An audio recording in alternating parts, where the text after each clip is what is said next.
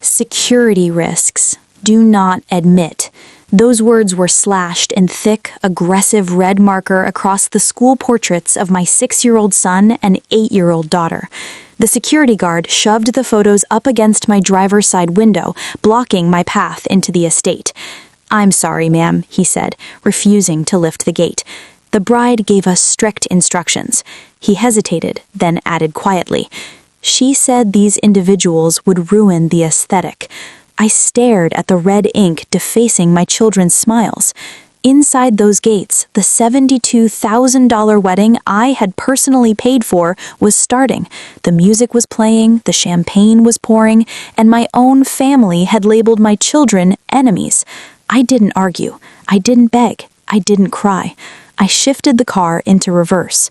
Drop a comment and let me know where you're listening from and what time it is for you right now. I'd love to know who's part of our community. My phone vibrated against the passenger seat, buzzing like an angry hornet. I glanced down. Dad flashed across the screen, followed immediately by the text preview. "Where are you? We're seating the guests. Don't make a scene." I didn't unlock the phone. I didn't type a furious reply explaining that his wife's daughter had just labeled his grandchildren security threats. I didn't scream at the windshield. Instead, I tapped my favorites list and pressed the name directly below my father's. Mr. Callahan, venue manager. He answered on the second ring, his voice breathless, fighting against the ambient noise of a string quartet playing softly in the background. "Emily, so glad you called," he said, professional but harried. "We were just looking for you. The photographer needs the final sign-off for the vendor checklist." "Mr. Callahan," I said, my voice calm, flat, and terrifyingly steady. "I am currently at your front gate. Your security team, acting on the bride's instructions, has refused me entry." "What? That must be a mistake. I'll send someone down immediately." "No," I interrupted, "it's not a mistake. It's a breach of contract." I glanced at the dashboard clock. 3:10. The ceremony was scheduled for 3:30. "According to our agreement, I am the sole client. I signed the checks. I assumed the liability. And Clause 4 of our contract states that if the client is denied access to the facility during the rental period, the event is considered null and void, effective immediately." There was a long, stunned silence on the other end of the line. I could hear faint laughter from the garden, the clink of crystal glasses, the joy I had purchased for $72,000. "Emily," Callahan stammered, his professional veneer cracking, "the ceremony starts in 20 minutes. The guests are seated. You can't mean—" "I mean exactly that," I said. "You have two options. You can override the bride, dismiss that guard, and escort me inside with an apology right now, or you can acknowledge that your staff has violated the contract by enforcing a ban on the paying client." I can't just stop a wedding," he pleaded. "Then you're operating an event without a valid contract or insurance," I replied. "If you serve one more glass of champagne, you're doing so at your own expense, not mine. Shut it down." I heard him exhale, sharp and panicked. He knew the law. He knew I worked in procurement and contract compliance for a living. He knew I didn't make idle threats. "Understood," he whispered. I didn't hang up. I lowered the phone and watched the rearview mirror. It took less than 90 seconds. First, the massive fountain in the center courtyard sputtered and went dry. Then, the landscape lighting lining the long driveway flickered and went dark. But the most satisfying moment was the silence. The string quartet cut off mid-measure. The microphone for the officiant popped with feedback and died. I saw guests turning in confusion. Staff in black vests rushed forward, removing trays, capping wine bottles. The $72,000 fantasy was being dismantled in real time. I shifted the car into drive. My father called again, then Karen, then Logan, the groom. My phone lit up like a warning panel. I didn't answer a single call. I pulled away from the gate, leaving the silence behind me. The highway stretched ahead, a gray ribbon cutting through the rolling farmland of Northern Virginia. My hands were steady on the wheel, but my chest felt hollowed out, scraped clean by adrenaline. I glanced at the passenger seat, empty, just like it had been for 3 years since Daniel died. "You have that insurance money just sitting there, Emily." My father's voice echoed in the silence of the car, dragging me back to a memory from 6 months ago. We were sitting in my small kitchen. Karen was scrolling through Pinterest on her phone, barely looking up, while Dad laid out the guilt with the precision of a craftsman. "Karen deserves a princess day," he'd said, leaning forward, his eyes soft with a warmth he never saved for me. "You know how hard she's had it, and you, Daniel, left you comfortable. It's what family does, we help each other." I tightened my grip on the steering wheel. Comfortable. That was what he called the death benefit from the accident that made me a widow at 29. He didn't see grief money, he saw a venue deposit. I had written the check that day, not because I was generous, not because I loved Karen. I wrote it because I was trained to. For 34 years, I had been the family fixer, the one who smoothed over things, the one who covered bills when Dad's investments failed, the one who quietly erased my stepmother's Linda's credit card debt so Dad wouldn't find out. I had conditioned myself to believe my value was transactional. My money was the rent I paid to occupy space in their lives. If I stopped paying, I stopped mattering. They took $72,000 of Daniel's legacy, I thought, as mile markers blurred past, and they used it to build a wall to keep his children out. A bitter laugh slipped out of me. It was almost impressive how efficient they were. They took the check, cashed it, and meticulously planned how to erase me from the pictures. They wanted the aesthetic of wealth without the inconvenience of the widow and her fatherless kids. But they forgot one thing about the fixer. We know where the bodies are buried because we dug the graves. We know the passwords. We know the clauses. We hold the keys. I wasn't the weak, grieving daughter anymore. I wasn't the bank. I signaled and took the exit toward my neighborhood. The subdivision was quiet. The house was small and practical, nothing like the sprawling estate I had just shut down. I pulled into my driveway. My modest ranch looked warm and honest, a sanctuary paid for with my own salary, not a favor. I turned off the ignition. The engine ticked into silence. Inside my head, something heavy slammed shut, like a rusted vault door finally closing. I had canceled my subscription to their love. I stepped out of the car, the cool Virginia afternoon air brushing my face. I didn't feel guilty. I felt lighter. I unlocked the front door and stepped into the sanctuary of my unpretentious life, but the noise followed me inside. My phone, still clutched in my hand, vibrated so violently my palm went numb.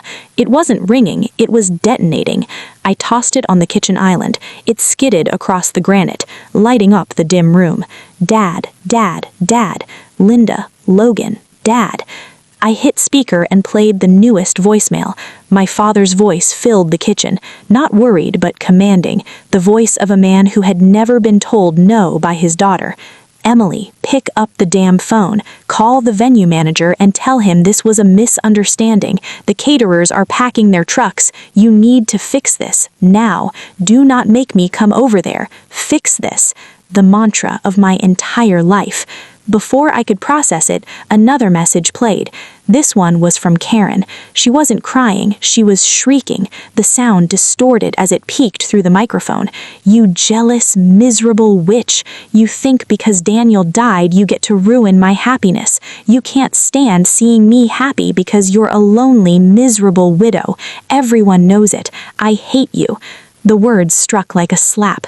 She didn't attack my actions, she attacked my grief. She weaponized the worst moment of my life to justify her tantrum. Then a notification appeared at the top of the screen. Karen is live. I shouldn't have tapped it, but I did. The video loaded. Karen stood in the venue parking lot, the once beautiful fountains dead behind her. Mascara streaked down her face in dramatic lines, perfect for the camera. She screamed into her phone, holding it at arm's length.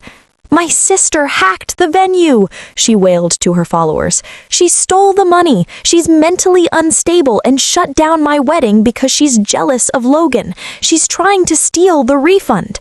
If anyone knows a lawyer, please." My hand started to shake. The old panic flared in my chest, the conditioned response of the fixer. I went too far. They're going to destroy me.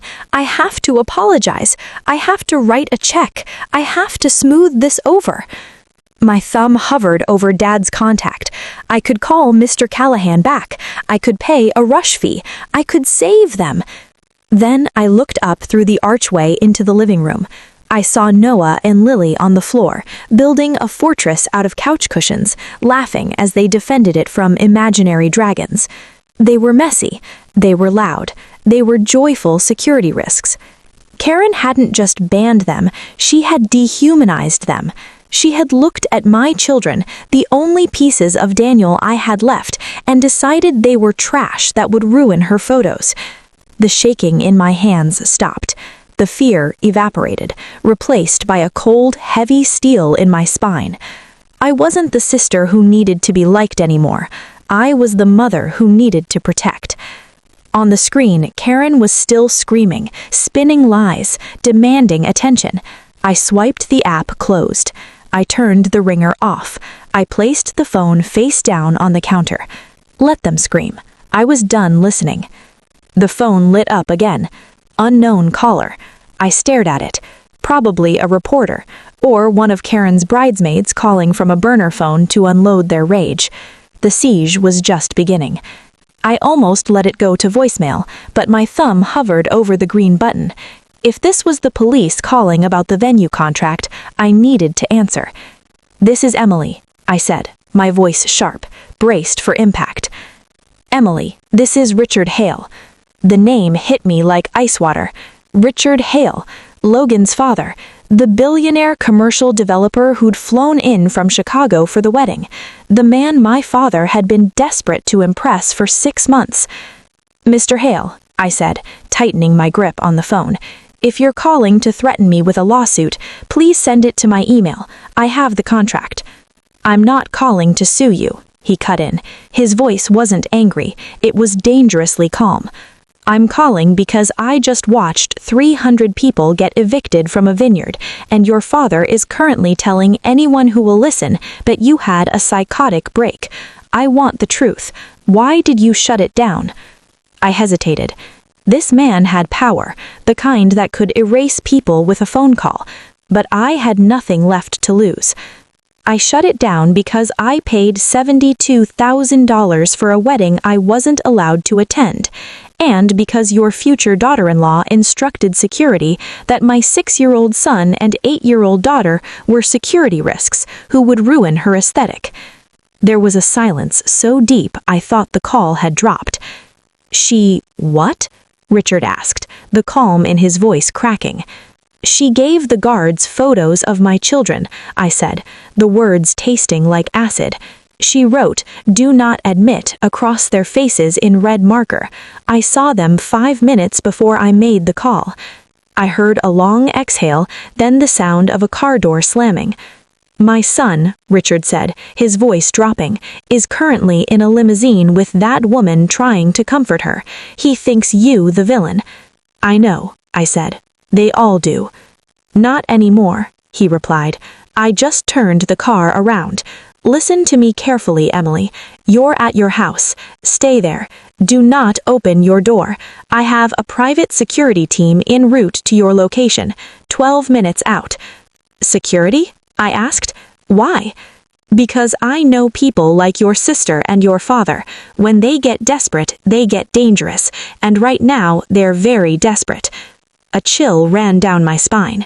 He was naming the fear I'd been trying to ignore.